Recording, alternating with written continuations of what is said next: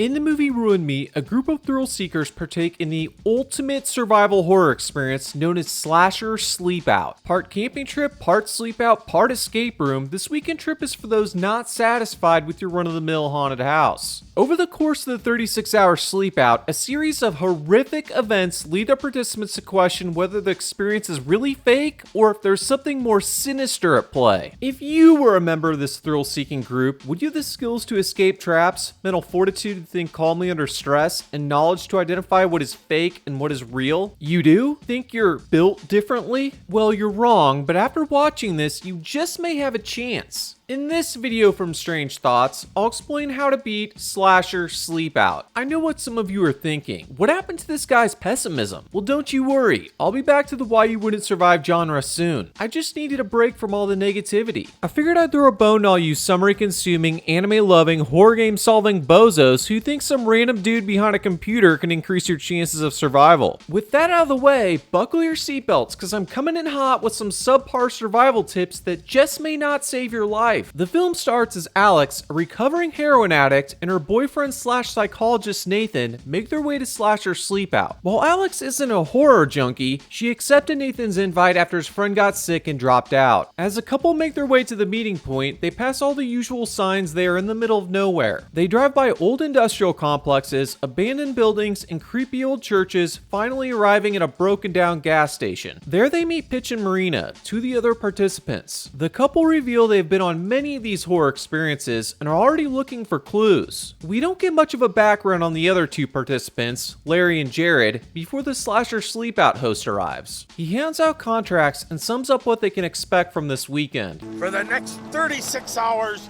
you'll be ruined. Will be what? Ruined.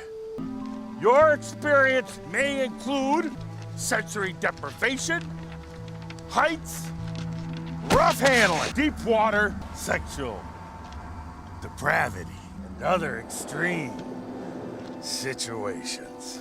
He adds that while the actors can touch you, you can't touch them. Additionally, you can't bring anything with you and you're required to give them your cell phone. Geez, I can't think of a more relaxing weekend. Where do I sign? Before we get any further, we need to discuss the real-life horror experience this movie's based on, McCamey Manor. This will set the context for just how extreme these experiences can be and why we'll need more than a positive attitude to beat this thing. McCamey Manor bills itself as a survivor horror challenge. Based in Summertown, Tennessee, it is known as the most extreme haunted experience in the country. In 30 years of operation, no one, I repeat, no one has completed it. Run by a Navy veteran who combines interrogation techniques with hypnosis, the experience can take up to 10 hours and spans 2 states. If you're interested in participating, you must pass a physical exam, psychiatric evaluation, drug test, and background check. You must then sign a 45-page waiver that, like Slasher Sleepout, states that they can touch you, but you cannot touch them. While no one has died at McCamey Manor, a petition with 170,000 signatures claims numerous instances of physical harm and psychological damage that have led some to seek professional help. Further claims of employees with violent backgrounds taking it too far have created an air of mystique irresistible to thousands of adrenaline seekers on the Manor's waiting list. Oh, and the cost for such an immersive experience? Nothing. Outside of a couple bags of food for his dogs, there is no entrance fee. That should be the biggest warning sign. Now that we know how real and extreme an experience like Slasher Sleepout can be, how do we beat it? Additionally, how can we differentiate between a skilled actor giving us a good scare and a psychopathic killer who got his job at Slasher Sleepout to fulfill some sick murder fantasy? Well, I don't have all the answers, but after some intense Googling, I think I may be able to save a few of you. Winning Slasher Sleepout, McCamey Manor, or any other survival horror challenge starts with preparation. Let's assume you booked your experience a month in advance, giving you a reasonable amount of time to prepare. You have 2 options at this point. For the truly committed, you should quit your job, call up David Goggins, and ask for his help in turning you into the biggest badass possible given 1 month's time.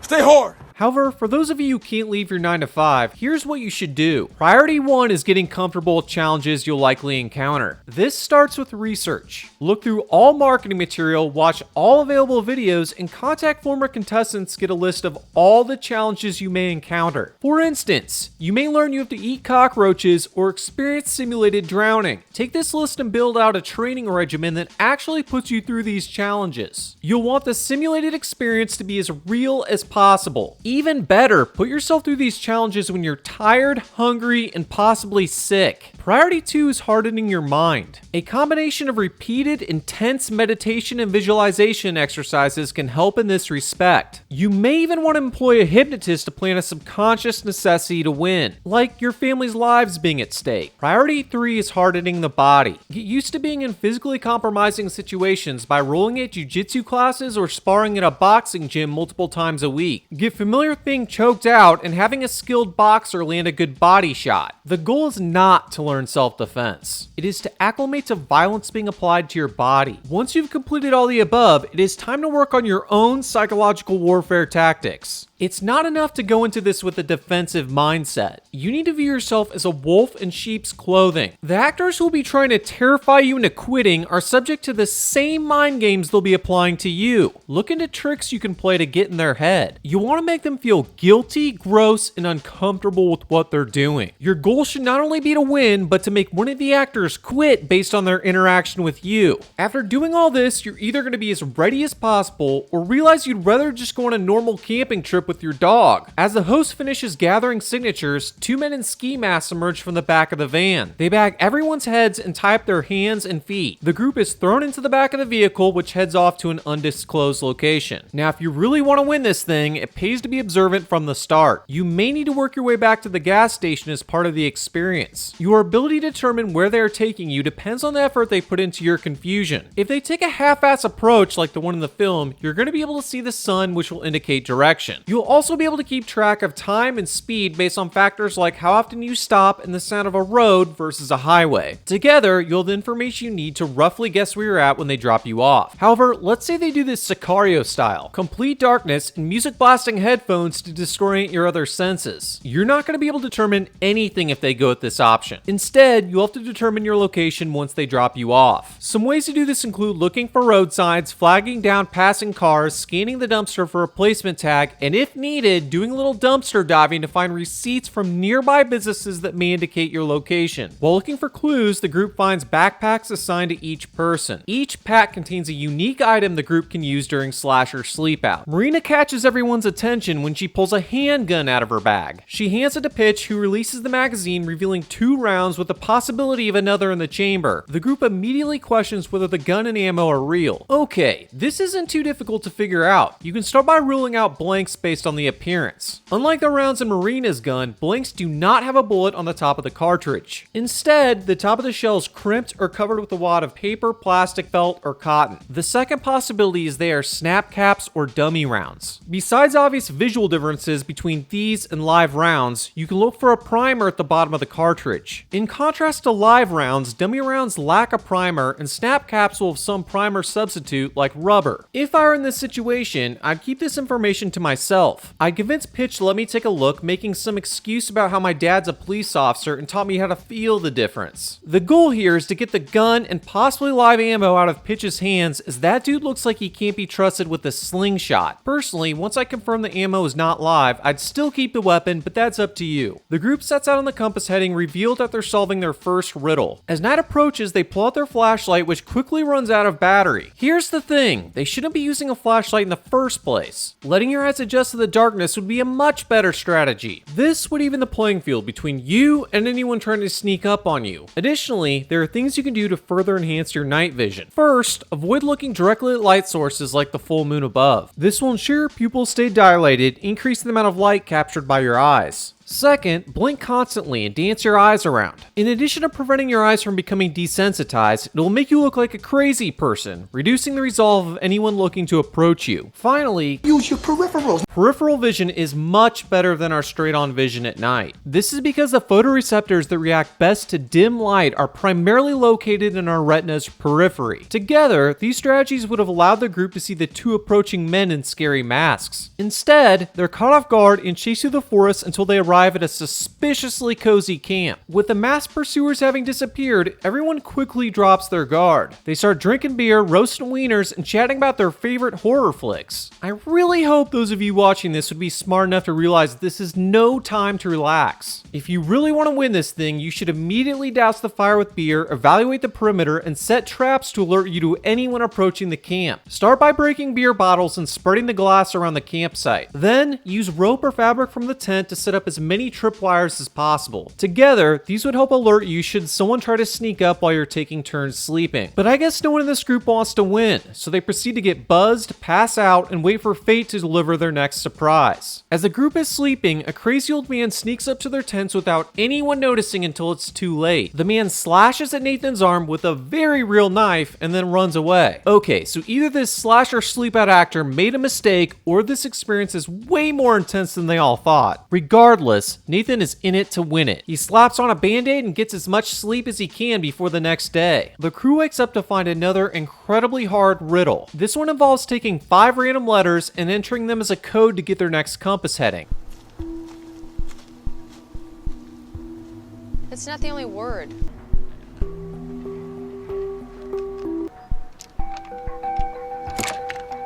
Oh my god, they solved it. We need to get these guys out of Slasher Sleepout and onto the Malaysia Airlines mystery. On their way to the next clue, Pitch is ambushed by the crazy old man from last night who appears to slit his throat and drag him into the forest. Marina runs after him where it sounds like she meets her end.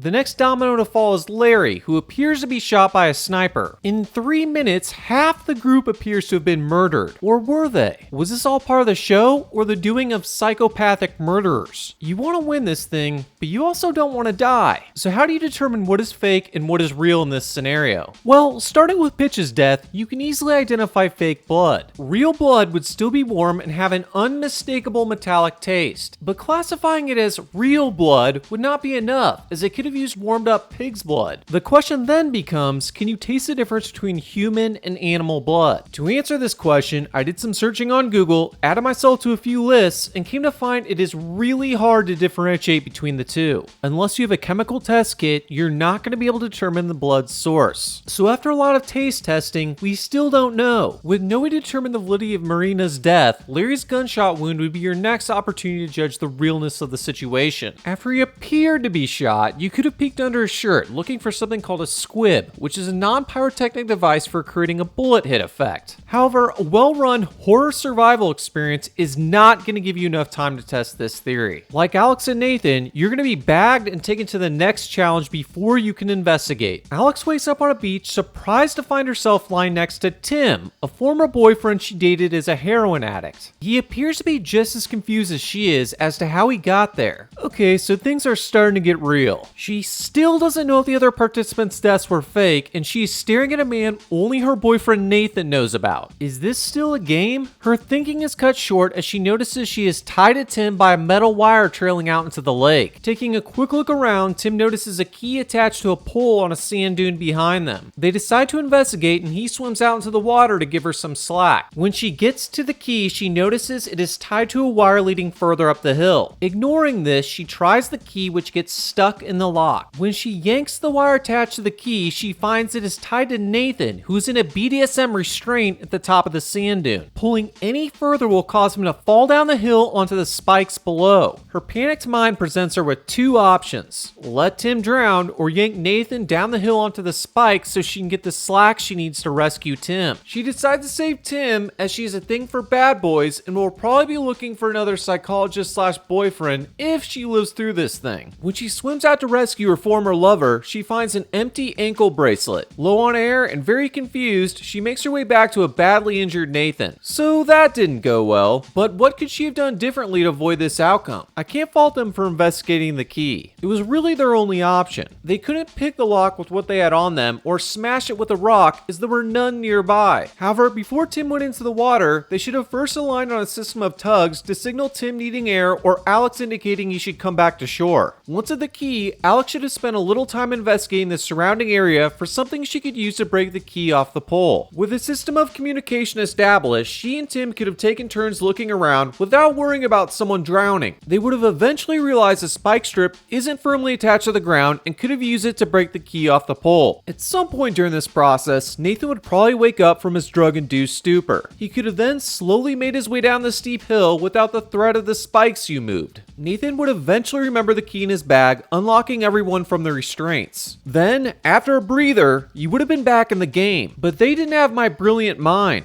And as a result, Nathan gets shish kebabbed and Tim vanishes. After Nathan is wounded, they come to the conclusion they are no longer playing a game. Someone is out to seriously hurt them. Working their way back to the drop-off point, Nathan finds something hanging from a tree. While investigating the object, a hand reaches out from a hole below and begins pulling him in. As Alex struggles to keep Nathan from being pulled away, they notice another masked individual running their way. Nathan yells at her to abandon him as he can't get free and doesn't want her to be captured as well. Alex takes off running, convinced this is no longer a game and she's being hunted by a psycho killer. She eventually makes it to the drop-off point just as a police cruiser pulls up. Alex does her best to explain the situation, but the officer seems skeptical. As he asks her to put her hands on the cruiser's hood, he lets something slip, suggesting he may not be a real policeman. As she continues talking to him, her suspicion grows. While his cruiser and uniform look real, she can't shake the feeling that something feels off. Okay, so in a scenario like this, there are a few ways to determine the officer's legitimacy. If you can't dial 911 to confirm his identity, start by asking for his badge and identification card. While these are easy to fake, hesitation to provide them would be a red flag. However, the best approach would be to ask the officer to call for another squad car as you keep your distance. This is entirely within your rights, and while annoyed, a legit police officer would do this. In this case, the officer would have been revealed as an imposter, and you would have been able to take off running like Alex. Alex works her way back into the woods, eventually arriving at a building where she bangs on the door screaming for help. The door opens to reveal a dimly lit bar. After walking in, the door slams shut behind her. Starting with Pitch, the other participants she thought had died start approaching her in a zombie-like fashion. More than 24 hours in, sleep-deprived, dehydrated, and hungry, she thinks she's about to be the sacrifice for some cult. Just as she's on the brink of being scared to death, the lights turn on and Nathan comes out proclaiming her as the winner of Slasher Sleepout. Everyone smiles and claps while he reassures Alex everything she experienced for the last 36 hours was fake. All the PTSD-inducing psychological trauma was just part of the fun. The wrap-up party kicks off and Alex chats with both fellow participants as well as actors that scared her during the experience. The one question still on her mind is what happened to Tim? He is nowhere to be found. After a few beers, Alex and Nathan leave the party and start on their way home. On their way back, Nathan pulls off the road into the same gas station where they started their super fun weekend. While Nathan is using the restroom, Alex places a call to Tim. She's generally concerned about his whereabouts. That's when she hears a phone ringing in the trunk of their car. Alex opens it up to find an unconscious Tim. As she stands there wondering if the game is restarted, Nathan comes out of the bathroom. His kind and caring personality is flipped upside down as he reveals he is the one who tied up Tim.